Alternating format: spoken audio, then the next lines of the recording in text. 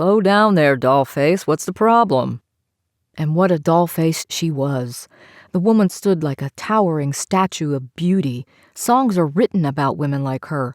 Porcelain skin, curvaceous figure, and stylishly dressed, like someone out of a fashion magazine. Are you all right? My name's Mary Arden. My husband of 2 years is threatening divorce. I'm sorry to say. Hardly. Let's hear her out before we turn her down, shall we? Do continue, Mrs. Arden. Why is your husband threatening divorce? I found the love of my life, and now I'm going to lose him. Just take your time. I thought we were so happy. A few weeks ago, my husband gets a letter in the mail, opens it, and finds... Wait, let me just read the letter to you. Dear Mr. Arden, please find enclosed a picture of your wife. This is just one part of her body. Over the next few weeks, I will send you another part and another until you can piece together a complete picture of your wife caught in flagrante delicto with her lover. What? They actually used that phrase? Wow. I think I might have read that in a steamy romance novel once. It means caught in the act of, you know. Oh, yeah, I knew that. Anyway, would it be improper to ask which body part this picture is of? It's my foot. My naked foot. Your foot? No, her naked foot. Can I see? Thank you. Huh. And he wants to divorce you over that? He didn't think anything of it at first. His brother is always playing pranks on him, so he just thought it was some joke. But then he got another letter with a picture of... Hold on, let me guess. The other naked foot? No, the bottom part of my leg. Is it your leg? The more important question is, do you have a lover that your husband needs to worry about? How dare you? I mean, no. I would never step out on James. I told you, he's the love of my life. And yes, it's my leg and my foot. When did you get the latest letter? 2 days ago, Wednesday. Come to think of it, the first one came on a Wednesday. James has already contacted a lawyer. Look, Lacey Stocking, and this is Hardley Wit. Look, Lacey, I love my husband, and he doesn't know this yet, but I'm with child. I can't get divorced. Not now, not ever. Help me find who is sending these letters, please. Well, first off, congratulations. Your secret is safe with us. Second off, has your husband reached out to his brother to see if he was the one who sent this incriminating photo? Yes. That's why he's now taking it seriously. Well, I think I can speak for the both of us. We would love to help you. I'm intrigued. Quick question. Is there anyone from your past or his past who might want to get revenge on you? No. We're high school sweethearts. We've never had any entanglements. Unless he did something during the war that I don't want to hear about. I can't think of anyone. Can we keep the letter? Sure. Here's the both of them. Oh, they're typed. I was going to ask if you knew the handwriting. Smart. Very smart of the perpetrator. Let's see. Postmark says Pittsburgh. Well, that could be anywhere. We can dust for fingerprints and talk with our contact at the local police station. Please hurry, Mr. Hardley. I don't want to lose my husband before the baby comes.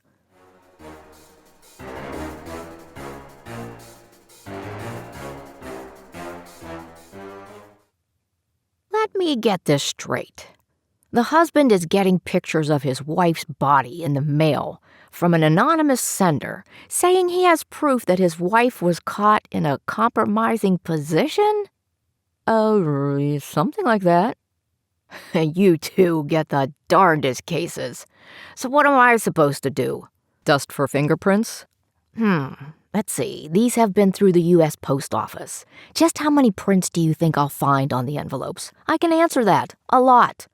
The postmark says Pittsburgh, so that narrows it down to, I don't know, Pittsburgh? Come on, man. Are you out of your mind? I can't even analyze the handwriting because, let me see, it's typed. Did we catch you at a bad time?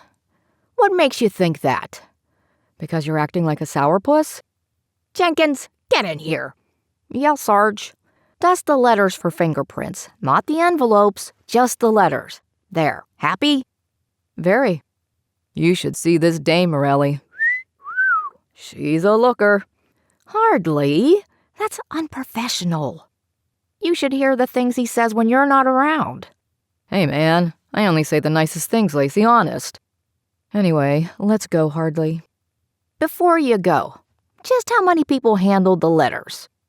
The woman and her husband, and the person who wrote them, Hardly and me, you, and now Jenkins. Give me the name and number of the husband and wife so I can call them in for fingerprints, in case I need to make a match. We have the both of yours on file. I'm going to go out on a limb here and say we're not going to find anything deep. You might want to look more into the background of the husband. You think it's a jealous mistress or vengeful ex-sweetheart? Well, let me tell you a little story. My wife's brother was a total mama's boy. He was kind of a loser, but in her eyes, he couldn't do anything wrong. He suddenly straightens his act up and falls for some woman. My wife's family has a little money. Not much, but they act like they're the Rockefellers. The woman in question came from more realistic circumstances, something we can all relate to, you know?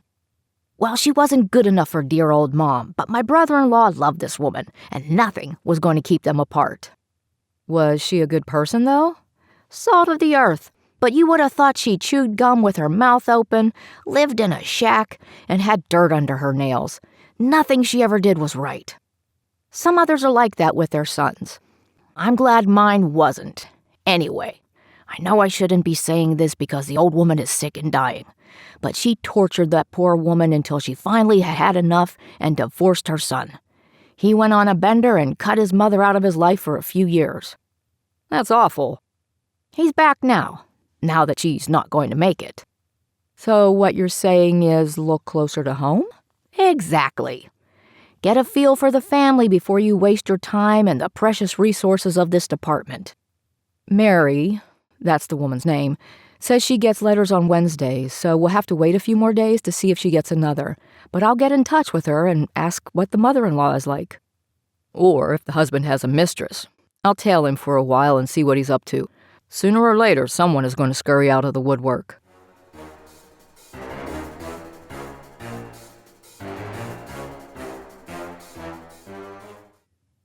While we waited for the next letter to arrive, we did what we could. Morelli dusted for fingerprints on the letters. Other than ours, there were 3 sets of fingerprints. Mary Arden, who willingly let the police ink her fingertips. Her husband James, who refused at first but then thought, why not? And 1 more set that wasn't anywhere on file, but the lab assumed the fingerprints were of a woman based upon a few criteria that I wasn't privy to. Hardly tailed James for a few days to see what he was up to. The husband did have a habit of stopping off at the bar after work every day. There was a lady there who he seemed friendly with, but in the end, they both went their separate ways. If there was any funny business going on with that man, he was very discreet about it. After Morelli was done with the letters, I thought I would take them to the post office and see if there was a way to trace the postmark to a specific location. There wasn't. Some cities have been using identifiable numbers tied to general locations, but it's still very brand new. Maybe one day we'll have a way of tracing a postmark. Wednesday finally arrived. I sat at my desk, twiddling my thumbs, waiting for the mail to go out to the neighborhoods, and just as I was about to call Mary Arden to see if she had gotten another one, she came bursting through the door, out of breath and in tears. Lacey, you've got to help me. James saw the letter this morning and immediately called his lawyer. He said he's filing for divorce. Help me. Calm down, Mary. What exactly was in the letter this time? Here. Another picture. This one of my thigh. Okay, what am I looking at? Your leg is naked. You have an ankle bracelet on.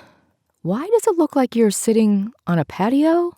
I mean, if this was supposed to be a picture of you in a compromising position, then I guess people can do those sorts of things on patio furniture. Patio? Did you say patio furniture? Yeah, see here? It looks like your leg is on a lounge chair of some sort. To be honest, it looks like the picture had been cut, so it only shows your leg and not the chair. See? Right up there by your thigh? You can see how your flesh is smashed, like you're sitting on something. Oh my God. What? I don't want to say what I think. Oh, honey, my business thrives on people saying what they think. My mother-in-law took this photo.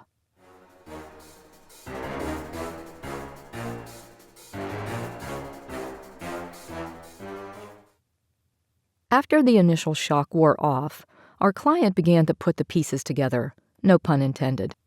So we decided the most logical but kind of crazy thing to do would be to follow the mother-in-law on a Monday, a few days before the next photo was to be delivered, and catch her in the act of mailing it at the post office near her house.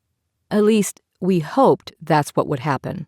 Nothing ever really goes according to plan, but according to Mary, the mother-in-law was a creature of habit. My mother-in-law's name is James Arden, the head of the local DAR chapter. A piece of information she makes sure to point out every chance she gets. Are we supposed to curtsy when she says that? I just want to make sure I don't embarrass myself. Sarcasm. I like it. You're my kind of gal. Do you get along with your mother-in-law? I always thought so. She doesn't have a reason to dislike me. I don't have any skeletons in my closet, nothing to be ashamed of. In high school, I was voted most likely to marry a movie star. Well, I can see how that might make you a suspicious person. I know. You can never trust a glamour girl. I think J. Edgar Hoover might have said the same thing once. You two should take this act on the road. Okay, so anyway, you're going to have to stay in the car with Hardley because there's no way she won't recognize you, even in disguise.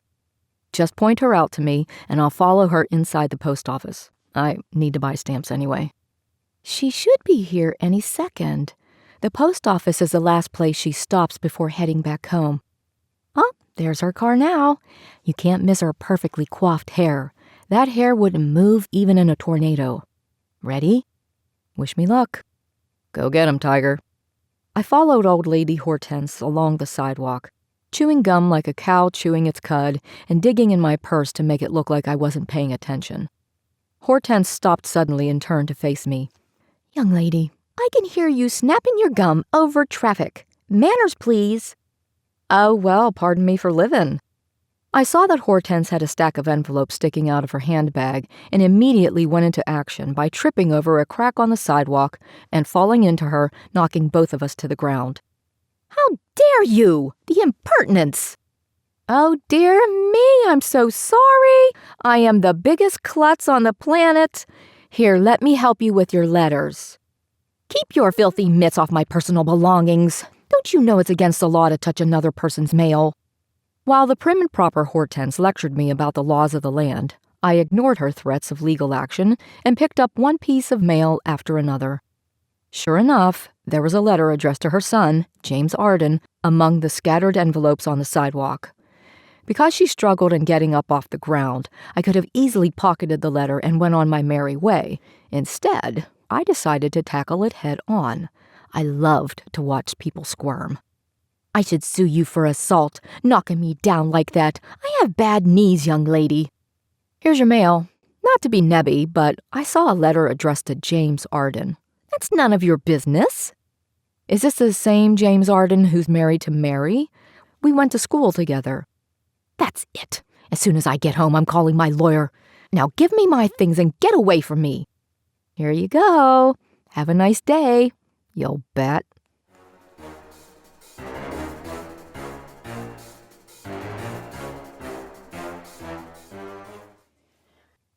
Well, Mary, I hate to be the bearer of bad news, but I saw a letter addressed to your husband in there.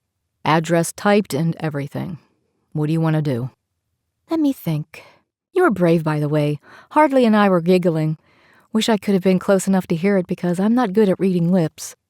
Oh, she was angry, all right. Even threatened to sick the feds on me for touching her mail. Can I make a bold suggestion? Absolutely. Why don't we go over to her house and confront her? My husband would kill me. That's his mother. I take it they're close then? Ever since his father died about 3 years ago, He was the youngest, a little spoiled, I guess, but I never noticed it until about a few months ago. Did something change? She just started asking him to come over more than usual. She has a to-do list a mile long, and God forbid she asks any of her other sons to lift a finger. You know what? I think maybe I will confront her. Her son is going to be a father soon. I grew up without a dad. I'm not going to let my kid do the same. Before we drove over to the Arden house, Mary stopped at a phone booth and called her husband and asked him to stop over his mom's as soon as possible. He said he would if he could get away. Poor Mary was nervous as all get out, but she took a deep breath and rang the buzzer. Mrs. Arden answered the door, surprised to see Mary, but even more surprised to see me. What on earth are you doing here? Who, me? No, that other one. The one with the grace of a newborn calf. I told you I was a friend of Mary's. Can we come in? I can wait out on the porch. You know how I feel about surprise visits, Mary, but I won't have anyone sitting out on my stoop. The neighbors will start gawking and asking questions. Who are you, anyway? You look like an actor. Hardly wit. I'm a private... He's a private citizen. We're here for Mary. She wants to speak to you. Can we come in, Mother? All right. James is on his way. Oh, my Jimmy boy is coming over, too. I'll make some coffee and a sandwich for him. He's probably starved, poor thing. He hasn't eaten a good meal since he left home. I packed him a lunch. Can we just get this over with? Get what over with? James has been getting these letters in the mail. Inside is a picture of me, supposedly in not a very good light, if you know what I mean. Not in mixed company, Mary. I wasn't listening. Then how did you know I was talking about you? Anyway, Mrs. Arden, when I ran into you this morning, I saw you had another letter addressed to your son, which he should be getting in a few days. I recognize the patio furniture in this photo as yours. We had a pool party this past summer. I believe the picture was taken then. What are you getting at? Why are you sending these photographs to my husband, your son, suggesting that they're illicit photos of me and my supposed lover? Oh, good Lord, girl. You need to quit listening to so many of those silly soap operas on the radio. You'll rot your brain. Hello, everyone. Mother, sweetheart. And who's this? Lacey Stocking, Hardley Wit. We're private detectives. Mary hired us to find who was sending those anonymous letters to you. Let me handle this, please. So what are you doing here, then? Your silly wife thinks I'm sending them. Is that true, Mary? It is, I'm afraid. Sorry, Mary. I'm going to take over now. I ran into your mother, quite literally, at the post office this morning. A letter addressed to you fell to the ground, and it matched all the other letters you've been getting in the mail. I'm afraid we're on to you, Mrs. Arden. We have your fingerprints down at the police station. You can either fess up or we'll have to make a scene. I'm sure the wagging tongues at the DAR would love that. Ma, is any of this true? Why would you do this? Because I hate her. She's no good for you. What?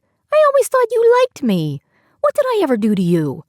Ma, I don't even know what to say to this. You should be home, taking care of your dear old mother. I won't be around forever, you know. Are you ill? A boy's best friend is his mother. Come home, Jimmy, where you belong. Let me get this straight. You thought by sending James supposed compromising pictures of me that he was going to leave me and come running home to you? You're a sick woman, you know that? Ma, this is pathetic, really. Shameful, embarrassing. Ever since Pa died, you haven't been yourself. Well, I hate to tell you this, but this plan of yours backfired. I don't even want to talk to you no more. You don't mean that. Which is a shame because now you won't get to meet your grandchild. What? Did I just hear you right? I'm going to be a father? Oh no, I've lost you forever now. Wretched woman. James distanced himself from his mother for a few months. She later confessed that she wanted to plant a seed of doubt in her son's head so he would divorce Mary. He eventually accepted her apology and forgave her. Mary didn't trust her mother-in-law anymore and was distant, but she knew how much James loved his mother, so she made amends for him. We got a card in the mail from James and Mary announcing the birth of their son, James Jr., about 7 months later. They sent a complete photograph along with the card. Everyone was smiling and happy, except Hortense.